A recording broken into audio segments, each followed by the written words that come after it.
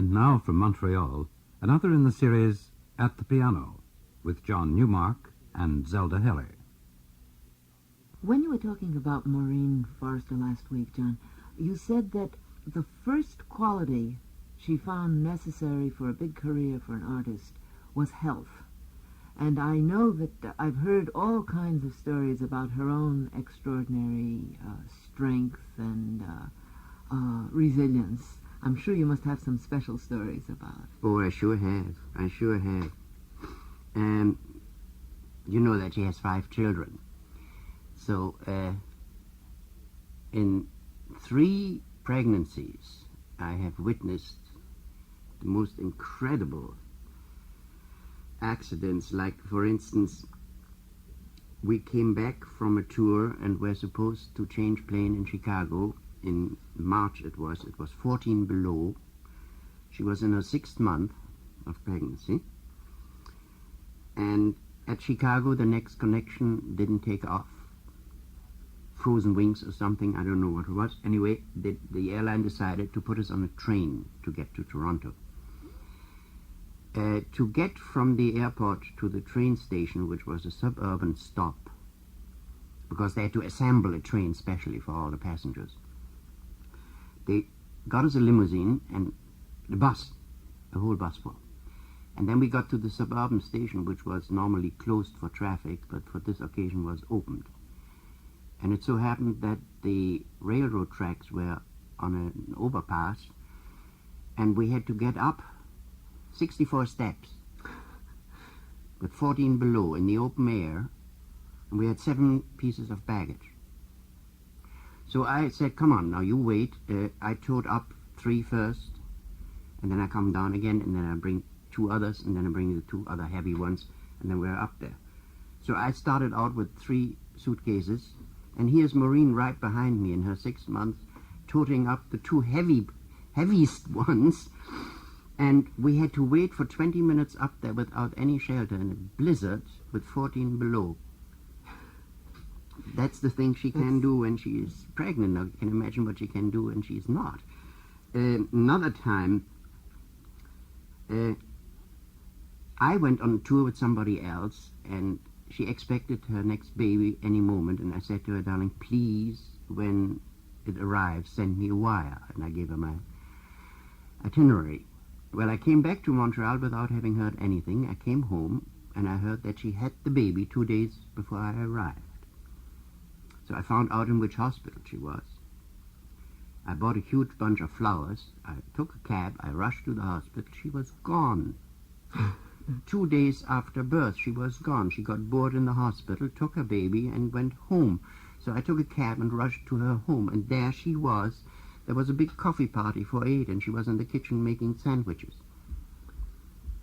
That is what she means by health. She's incomparable. Yes, she absolutely is. We had one slight flight accident once, a belly landing. There she was pregnant again. She was in her 7th month, and one of the wheels, landing wheels, wouldn't come out, was stuck. So we circled for about an hour to lose fuel over Toronto Airport, and then the stewardess explained what we should do. Everybody should take out glasses and pointed objects and so on.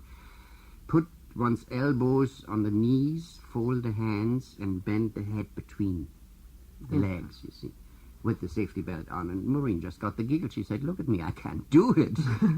She said, see you later, alligator. And then we landed. Thank God nothing happened. But what she would do, the first thing when she arrived, she said, there were reporters and there were photographers and the insurance men, all took a long time. She said, please, no news and no photos till the morning edition, because my husband is conducting in Ottawa and I don't want him to know it till after the concert. That's all she could think of. I mean, she is fabulous. Let's hear some music. Here's something very few people know. Kelsey Jones, the Canadian composer, has written a cycle for her, which is called To Music, on Elizabethan poems. And here is what we consider a very beautiful song, To Music to Becalm His Fever. Music, thou queen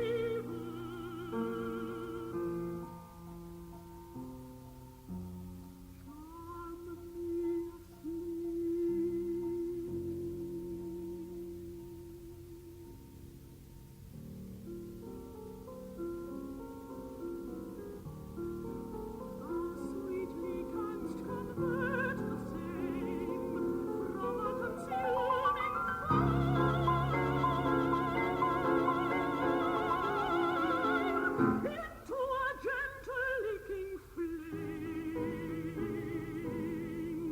and make it thus expand.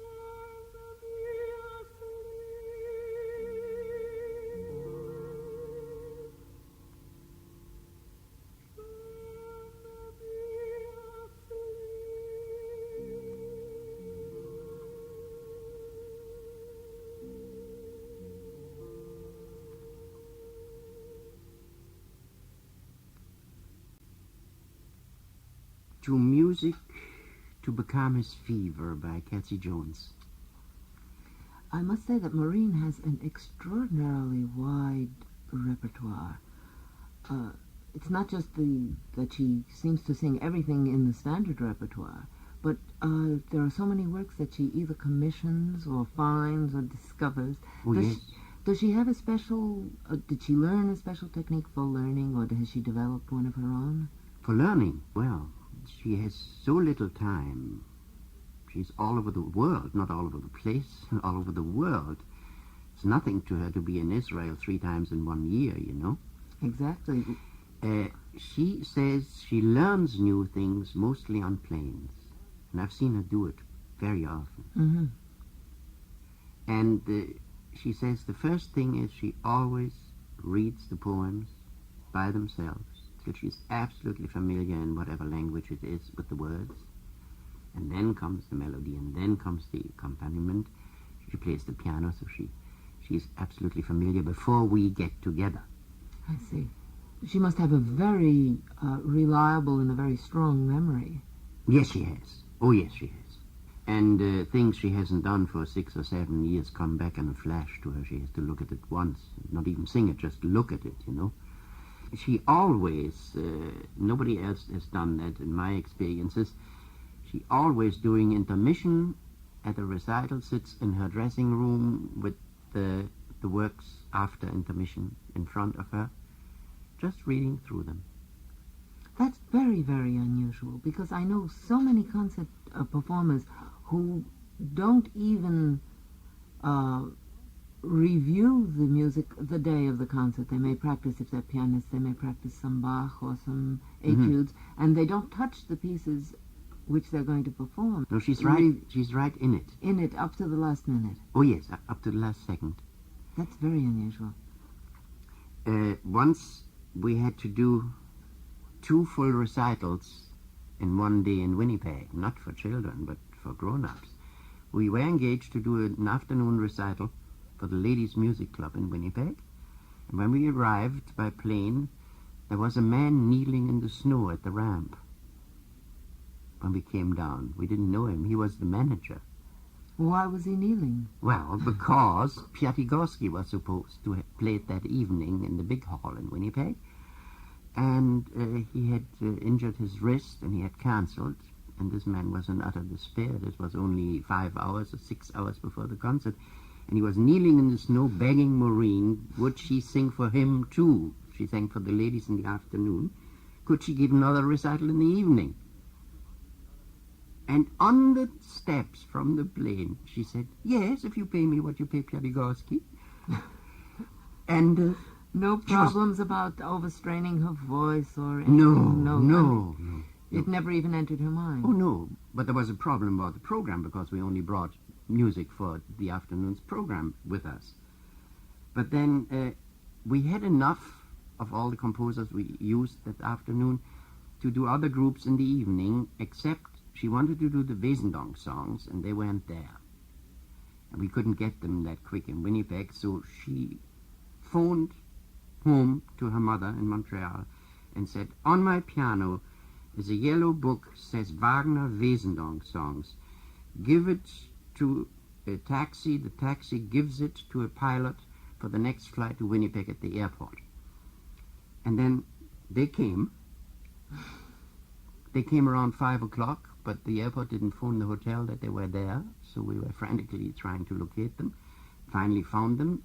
The airport sent a taxi. We got it. And what happened? The last page of the last song was missing. But now, I'm the worst person to play anything by memory. I cannot play a bar by memory. Never could. How to get the last page. But finally, by an accident, we found a mezzo in Winnipeg, by the name of Garnier, who had the music. So when we went to the concert at intermission, she brought the music. We were saved. These are just tiny items, but they happen all the time, everywhere, you know. And you have to cope with them, and she copes with them in the most marvelous fashion. She never loses her temper.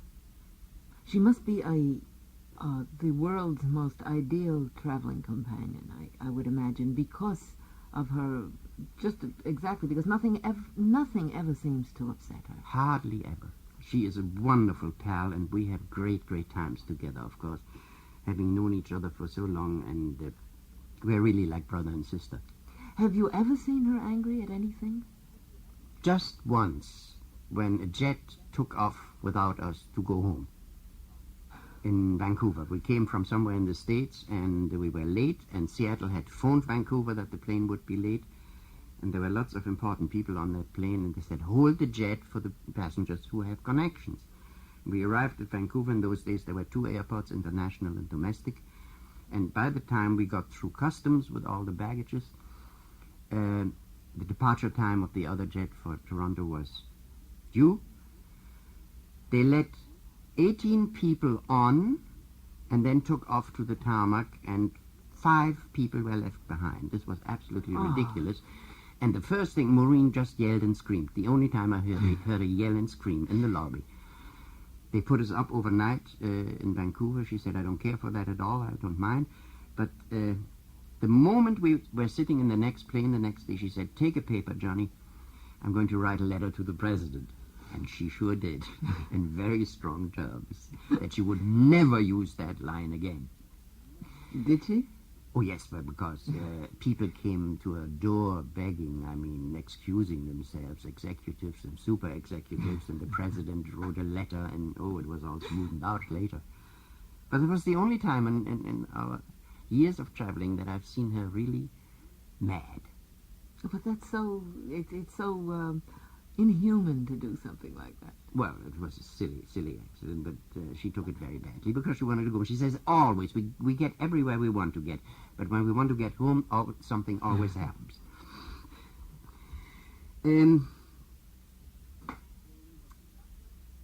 Just to show you her attitude to people,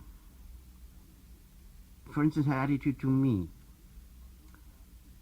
Once there were four encores, and people wouldn't let her go, and she took me out, and she took me out, and she took me out. By the fifth time, I said, "Darling, go out alone, please, for once." She said, "Alone? Alone, I go to a shower." She would never, ever dream of going on the stage without me afterwards. Here is something very dear to both of us, and she's been famous for it for a long time now as the expert on Mahler Lieder. Here is Mahler's Rheinlegänchen.